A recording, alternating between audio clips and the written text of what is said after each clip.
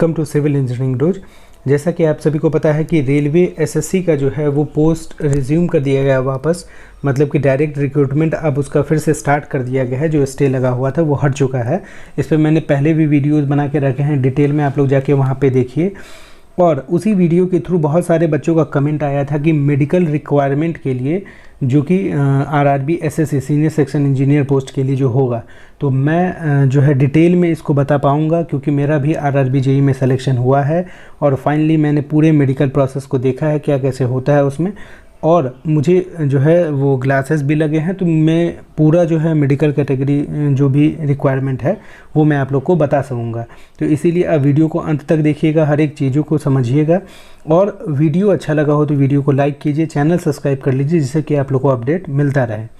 अब हम लोग बात कर लेते हैं कि आरआरबी एसएससी जो है वो 2014 में भी उसकी वैकेंसी आई थी और 2015 में भी वैकेंसी आई थी। आप लोग देख रहे हैं 2014 का भी रिक्रूटमेंट आया हुआ था, जिसके थ्रू हम लोग देखते हैं कि जो मेडिकल स्टैंडर्ड था अलग अलग पोस्ट के लिए, जो सिविल से हो, इलेक्ट्रिकल हो, मैकेनिकल हो, इलेक्ट्रॉनिक्स हो, सीएस, आईटी, ये सारे जितने भी डिपार्टमेंट के बच्चे हैं उनका अलग अलग जो है मेडिकल रिक्वायरमेंट होता है अलग अलग पोस्ट के लिए, वो हम लोग देख लेते हैं। तो आप लोग ध्यान से देखिए कि ये जो senior section engineer design and drawing post है सिविल का, उसमें मेडिकल कैटेगरी A3 है।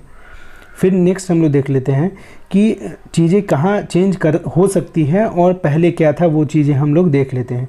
ये फिर से आप लोग देख रहे हैं कि senior section engineer workshop post जो है उसके लिए भी A3 है। उसी तरह से senior section engineer mechanical workshop है, उसके लिए भी क्या है, A3 है मेडिकल स्टैंडर्ड। A3 क्या होता है, A1, A2, C1 सब चीज़ बताऊँगा।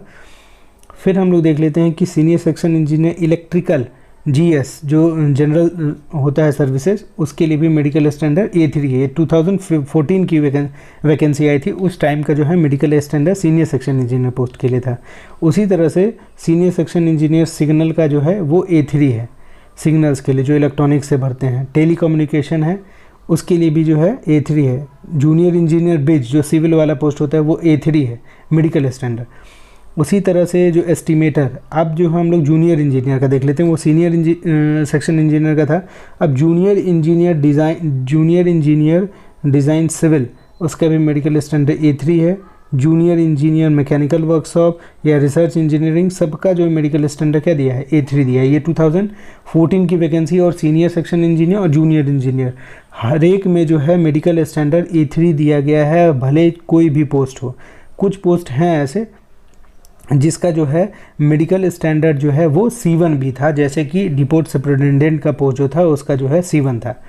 अब ये हम लोग देख रहे हैं क्या, ये जो वैकेंसी थी वो तो 2014 की थी, ये जो वैकेंसी है वो है आपकी 2015 की वैकेंसी। इसमें भी सीनियर सेक्शन इंजीनियर ब्रिज का मेडिकल स्टैंडर्ड A3 है। ये चीज़ें मैं इसलिए इंडिकेट करके बताता हूँ कि एक कन्फ्यूज़न बहुत बड़ा क्रिएट होगा आपका, इसीलिए वो इस वीडियो के थ्रू क्लियर होगा। फिर सीनियर सेक्शन इंजीनियर मैकेनिकल है, उसका भी A3 है। तो ये जितने भी पोस्ट 2015 में भी सीनियर सेक्शन इंजीनियर के आए थे, उसमें हर एक का जो है जूनियर, इसमें सीनियर सेक्शन इंजीनियर, फिर A3 post senior section engineer, फिर A3 मेडिकल क्राइटेरिया आपका 2015 के भी वैकेंसी में हर एक पोस्ट के लिए है। क्योंकि देखिए अब ये डिज़ाइन एंड ड्राइंग जो सिविल का होता है वो भी A3 है मेडिकल स्टैंडर्ड। फिर नेक्स्ट हम लोग बात कर लेते हैं कि जो उसमें चीफ डिप्यूट मटेरियल सुपरिटेंडेंट था उसका C1 मेडिकल कैटेगरी है, वो मैं आगे बता दूंगा कि क्या कैसे होता है A3, A1, C1 डिटेल में। और फिर हम लोग देखते हैं जूनियर इंजीनियर का जो पोस्ट है डिज़ाइन एंड ड्राइंग का, उसका भी 15 वाले वैकेंसी में भी क्या है, जूनियर इंजीनियर का पोस्ट भी जो मेडिकल A3 है डिज़ाइन एंड ड्राइंग के लिए भी। ब्रिज के लिए भी जो है आपका A3 है मेडिकल स्टैंडर्ड। फिर उसी तरह से जूनियर इंजीनियर STR, उसके लिए भी A3 मेडिकल स्टैंडर्ड है आपका। मतलब कुल मिला के ये समझ में आया कि सीनियर सेक्शन इंजीनियर हो या जूनियर इंजीनियर हो, 2014 और 15 में जो वैकेंसी आई थी उसमें मेडिकल स्टैंडर्ड जो है वो A3 था। अब हम लोग नेक्स्ट जो इम्पॉर्टेंट बात करने जा रहे हैं मेडिकल से रिलेटेड, वो ये है कि जो हमारा 2015 के बाद जब 2018 में जो वैकेंसी आई थी, अब ये डिटेल में हम लोग देख लेंगे कि क्या होता है मेडिकल स्टैंडर्ड। तो ये जो जूनियर इंजीनियर या सीनियर सेक्शन इंजीनियर पोस्ट के लिए जो वैकेंसी आती है रेलवे में, उसका मेडिकल स्टैंडर्ड A3 का क्या मतलब होता है। A3 का मतलब होता है कि आपका पावर जो है वो 2 से ज़्यादा नहीं होना चाहिए, 2 से कम पावर होना चाहिए, ठीक है।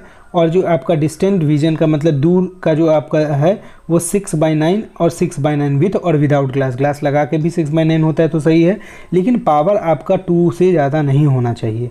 उसी तरह से अगर B1 मेडिकल स्टैंडर्ड लिखा है तो इसका मतलब कि आपका पावर जो है 4D से ज़्यादा नहीं होना चाहिए और ग्लासेस के साथ आपका ये पावर होना चाहिए।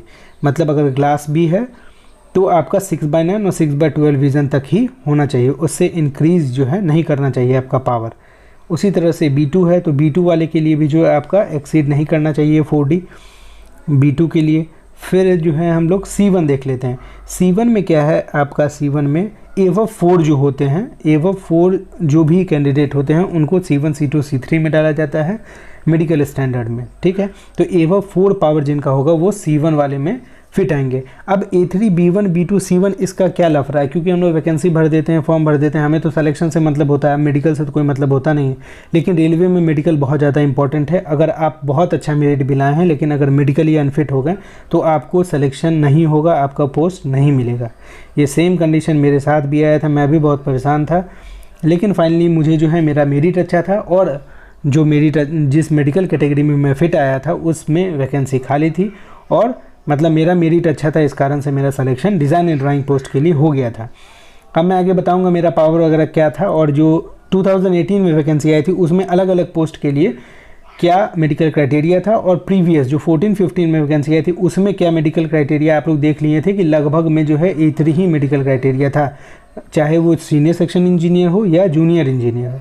अब हम लोग देख लेते हैं कि जो ब्रिज जूनियर इंजीनियर ब्रिज 18 में जो वैकेंसी आई थी उसका मेडिकल क्राइटेरिया A3 था, जो सेम है जो 14 और 15 में आई थी उससे।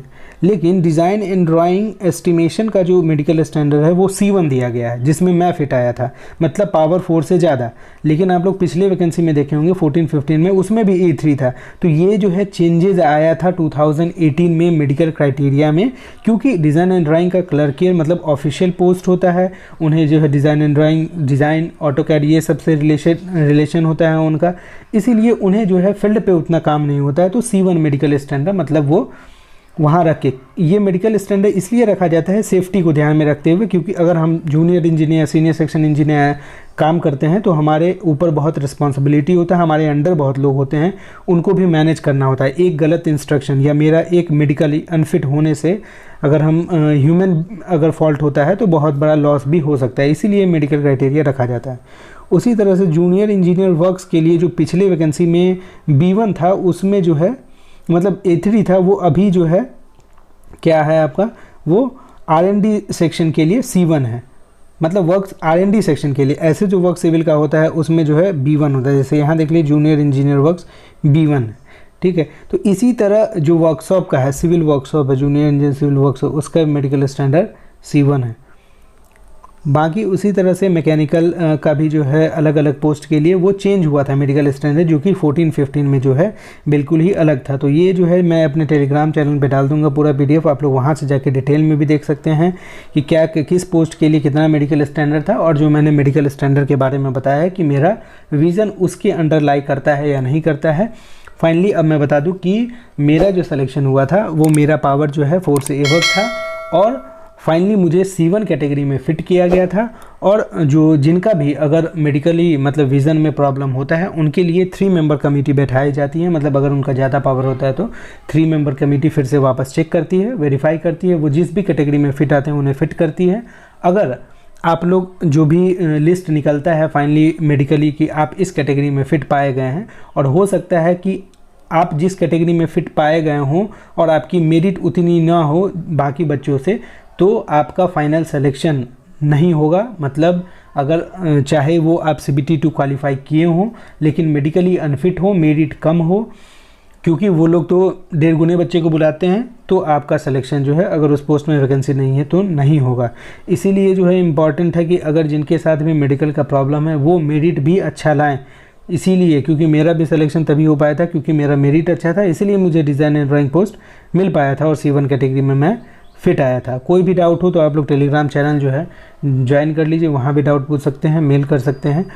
और वीडियो अच्छा लगा हो, इससे रिलेटेड इन्फॉर्मेशन चाहिए हो आरआरबी जेई में सिलेक्शन कैसे मैंने लिया उससे रिलेटेड टिप्स चाहिए हो, बहुत सारा वीडियो मैंने पहले से भी बना के रखा है एसएससी जेई से रिलेटेड, यूपीपीएससी से रिलेटेड, तो आप लोग जाके जो है चैनल पे जाके देख सकते हैं यूट्यूब चैनल पे, और वीडियो को जो है लाइक कीजिए, चैनल सब्सक्राइब करिए। Okay, thank you.